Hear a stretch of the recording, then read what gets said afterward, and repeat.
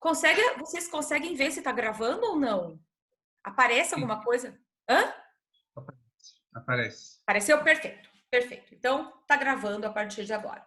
Então, o 319, no inciso 6º, ele fala assim, né, que na petição inicial deve ser indicado as provas com que o autor pretende demonstrar a verdade dos fatos alegados, tá? Então, é verdade. Na peça inicial, na petição inicial, um dos pedidos, aliás, um dos requerimentos que nós fazemos ao finalzinho da peça é justo isso, né?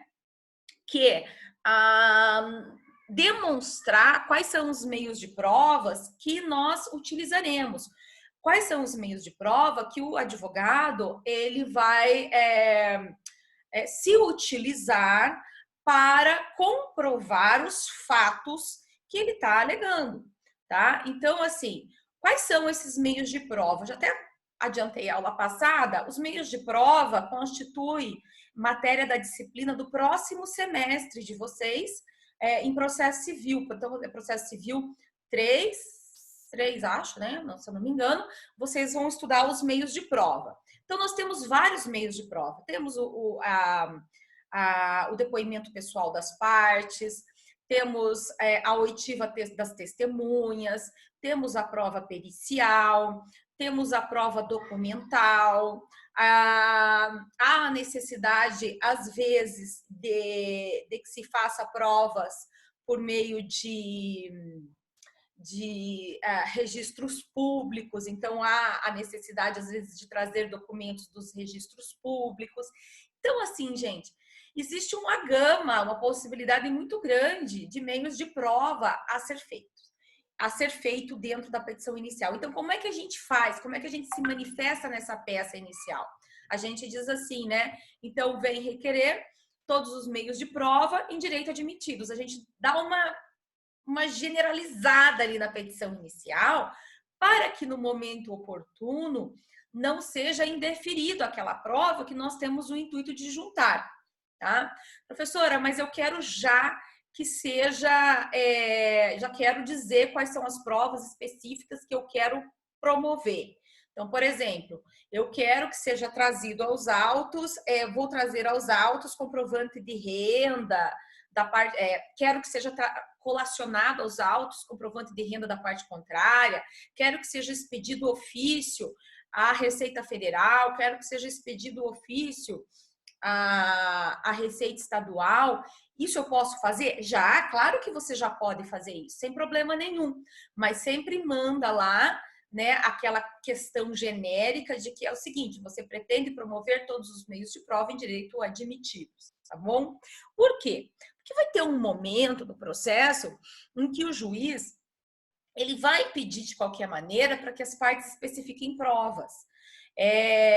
Então, mesmo que você tenha especificado, ele vai retornar e vai dizer assim, vai abrir prazo às partes para que especifiquem as provas que pretendem produzir. Então, você vai ter esse momento lá na fase saneadora em que você será intimado para indicar quais os meios de prova de que necessitará, tá bom? Então, veja, ele é um requisito da petição inicial? Ele é um requisito, sim, mas ele não é um requisito preclusivo. Isso não quer dizer que, posteriormente, você não possa trazer novas provas ao processo, perfeito? E, por último, o 319, ele indica assim, né? Eu acho que já foi bem explicada a aula passada com relação a isso, que é o fato de que o autor, ele precisa se manifestar, se ele quer ou não a audiência de conciliação e mediação, né? Na petição inicial, ele precisa se manifestar. Então, assim, ó, se ele disser que ele quer a audiência de mediação e conciliação, ela vai sair de qualquer maneira. Se o autor não se manifestar, ele não disser nada, e o réu disser que não quer, a audiência de conciliação e mediação vai sair. Por quê? Porque o silêncio do autor significa que ele quer, perfeito? Quando que essa audiência não vai sair? Ela só não sairá quando o autor disser que não quer e o réu também vir ao processo e disser que também não tem interesse nesta audiência, tá bom? Então, toda vez que o autor ficar silente, né, essa audiência ela vai sair. Então, ele precisa manifestar que ele não quer e o réu também precisa vir e dizer que ele não quer. Então, nessas duas situações, aí sim a audiência não ocorrerá. Perfeito? Muito bem. Então, eu disse para vocês que a petição inicial ela será válida quando tiverem presentes os requisitos do 319, mais os requisitos do 320. Vamos dar uma olhada, então, o que diz o 320, afinal de contas. Ele diz assim, ó, a petição inicial será instruída com os documentos indispensáveis à propositura da ação. Vejam, existem alguns documentos que, obviamente, se eles não estiverem presentes, eles poderá acarretar, primeiramente, a possibilidade de emenda da petição inicial e, futuramente, quiçá, uma extinção do processo. Então, vejam, existem documentos que são substanciais à propositura da demanda. Então, o primeiro desses documentos que não podem faltar, né? Obviamente, nós temos aí a procuração. A procuração, o advogado com a procuração devidamente instruída, ela é obrigatória. Então, se a procuração não estiver junto, acostado aos autos, junto com a petição inicial, nós teremos aí a possibilidade de uma emenda à petição inicial. E uma emenda à petição inicial pode acarretar futuramente uma extinção do processo. Uma outra possibilidade. Já vamos colocar algumas questões aqui que nós vamos ver mais para frente, que tornam o processo um pouco mais complexo, tá? Vejam só. Imaginem vocês que eu estou pedindo uma tutela de urgência. No seguinte sentido, aquele clássico das tutelas de urgência, né? Eu estou pedindo em juízo que o juízo determine que o meu plano de saúde, em atendimento ao contrato que é feito da seguradora para com o segurado, né? Que o meu plano de saúde faça a cobertura de determinada cirurgia e que essa cirurgia ela é urgente. Perfeito? Então, nós temos essa situação. Veja, existe um documento aí nesse pedido que é indispensável para que o juiz analise essa questão. Quais são os documentos? A gente tem ali, né? Claro, os clássicos, os substanciais, como, por exemplo, procuração do advogado, RG, CPF, comprovante de residência. Que mais? Aqui não há necessidade de comprovação de estado civil, porque não se trata de bem imóvel, por exemplo, não estamos discutindo a propriedade de bem imóvel, estamos discutindo uma questão relacionada ao direito subjetivo da parte. Então, veja, além desses, tem algumas coisas que são substanciais. O juiz ele não vai garantir para nós essa tutela de urgência se a gente não comprovar que esse contrato de seguro realmente existe. Então, a gente precisa trazer o contrato de seguro, comprovando que existe ali uma negociação, né, um negócio jurídico prévio, né, entre as partes, entre eu e a seguradora, tá? Entre o paciente e a seguradora.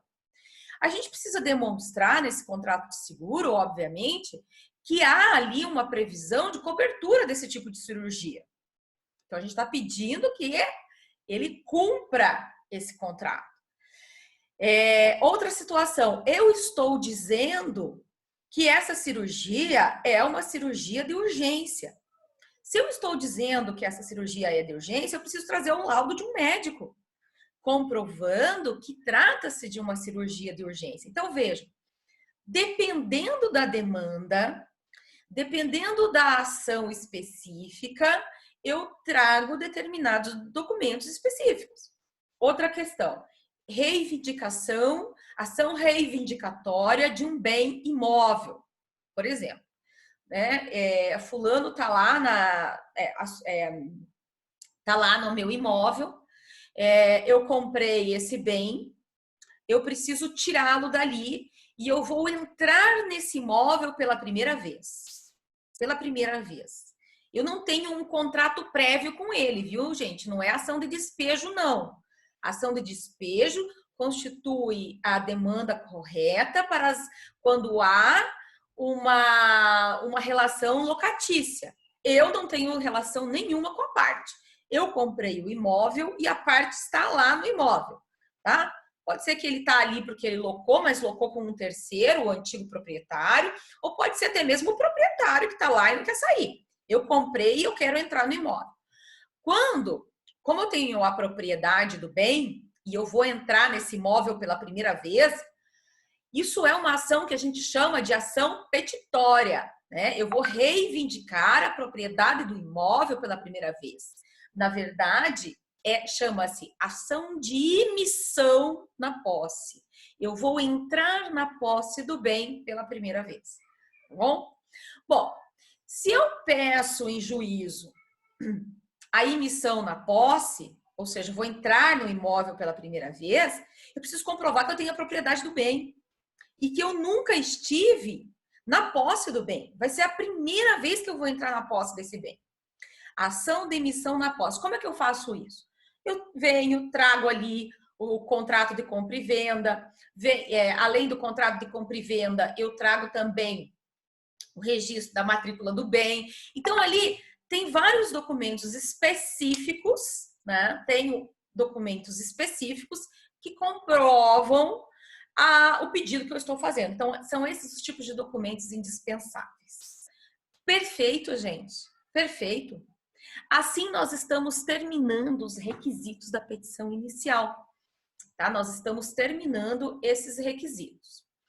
Agora, eu vou sair desse material que vocês têm aí na tela e vou colocar de novo lá nos esquemas. Vamos ver se eu consigo trazer os esquemas. Então, eu fecho aqui, trago os esquemas. Olha, eu tô ficando craque nesse negócio aqui. Trago os esquemas e que é esse esquema aqui que eu quero trazer para vocês. Vejam.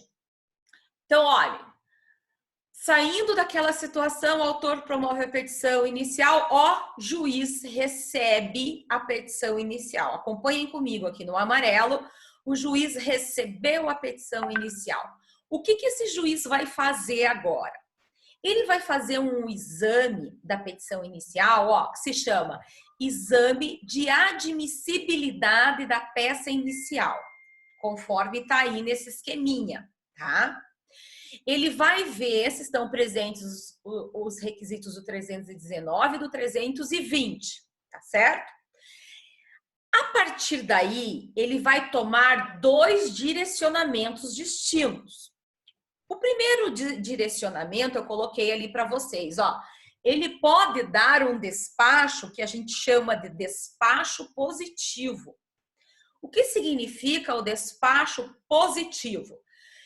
Ele vai dizer assim, olha, encontra-se em termos a petição inicial. Ou ele vai dizer assim, recebo a petição inicial. O que ele analisou? Ele analisou os requisitos do 319 e do 320. É isso que ele fez. Recebo a petição inicial ou encontra-se em termos a petição inicial e ele vai determinar cite-se o réu. Cite-se o réu. Perfeito? É tudo que o autor quer, né? Quando ele promove a peça. Ele quer que aquilo passe, né? Que o juiz fale, ok, tua peça está correta, cite-se o réu. Perfeito? Contudo, ao analisar o 319 ou 320, ele pode verificar que algum desses elementos estão faltando, estão ausentes. Aí, meus caros, o que ele faz? Ele vai dar um despacho que é aquilo que a gente chama de despacho negativo. Isso que está aí no material de vocês era para parecer maior, né? No sentido de despacho negativo. E o que é um despacho negativo? O despacho negativo, ele se dá porque ele não está impulsionando, o processo não está andando para frente, ele não manda citar o réu. Vamos complementar aquela relação processual tríade e vamos citar a parte contrária. Não. Ele está devolvendo, ele vai devolver os autos ao autor e vai dizer assim, ó, emende-se a petição inicial com base no artigo 321. E ele precisa fundamentar, necessariamente, ele precisa dizer o que é que está faltando, o que é que dentro daqueles requisitos ele viu que está faltando e que pode dar causa e que deu causa à emenda à petição inicial.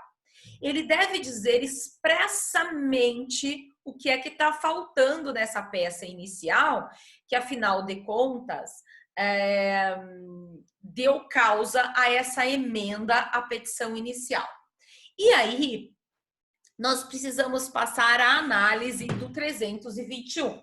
Olha o que diz lá o 321. Diz assim, ó, o juiz, se verificar que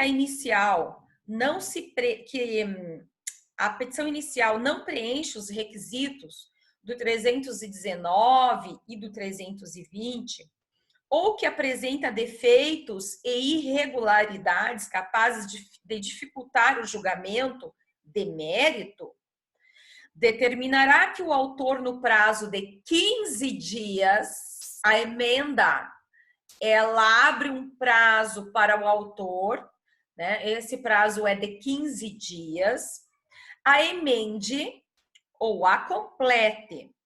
Olha lá a fundamentação, é um dever de fundamentação do juiz, né?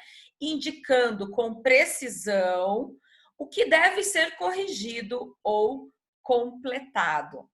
Perfeito? Muito bem. Então, passamos agora a um outro material que vocês ainda não têm. Então, vocês têm que encarar isso aqui sempre como se eu estivesse escrevendo no quadro, né? Deixa eu ver, esse aqui não, é esse daqui, tá? Esse aqui vocês ainda não têm, mas eu vou disponibilizar também. Eu não tive tempo de arrumar esse material, eu preciso dar uma arrumada nesse material para vocês, tá bom? Encarem isso como se eu tivesse escrito ali no quadro. Então, vamos dar uma olhada. Eu quero fazer ele melhor, mas, enfim, por isso que eu ainda não mandei. Mas eu vou dar uma arrumadinha e vou melhorar ele para vocês aí. Vamos dar uma olhada no 321 e na questão da emenda à petição inicial, tá? Então, não presente. Pode falar, João. A aula vai acabar em 6 minutos. Como? A aula está acabando. Tá acabando? Tá, quanto falta? 6 minutos e 40. Tá, então nós vamos fazer o seguinte. Ó, pessoal, antes que ela acabe no meio do que eu tô dizendo, esse daqui eu não fiz a minha programação, tá vendo o que dá não programar o tempo? Viu? Antes que a gente acabe do nada, eu vou fechar, eu vou gravar e em 6 minutinhos eu volto e nós vamos falar sobre a emenda à petição inicial até o fim. Nós temos 1 hora ainda de aula pela frente, né? E daí eu falo sobre a emenda à petição inicial. Acho que fica melhor assim. Perfeito? Perfeito, gente? Ótimo. Ah, a mãozinha do Jean. Jean, eu quero ver tua cara. Então tá bom, até mais. Então, ó, o outro comendo na aula. Mas isso é um desrespeito. Eu vou pegar uma comida lá também para mim. Pra gente comer junto, fazer um cafezinho. Vou gravar a aula assim, Jean. Vou gravar. Eu não consegui o quê? O que você não conseguiu, Tamires? Eu achei que a gente ia aprender alguma matéria hoje. Ah, como é que é, Jean? O que você escreveu para mim? Mas olha que desaforado. Que desaforado. Mas é brincadeira, viu? Tá bom, tá bom, tá bom. Viu? Vou só gravar, daqui a pouco a gente volta. Vamos falar sobre a... Ah, era sobre outra coisa? Ah, você vai ter que se ver comigo agora, tá? Você vai ter, quero ver você se manifestar. Viu?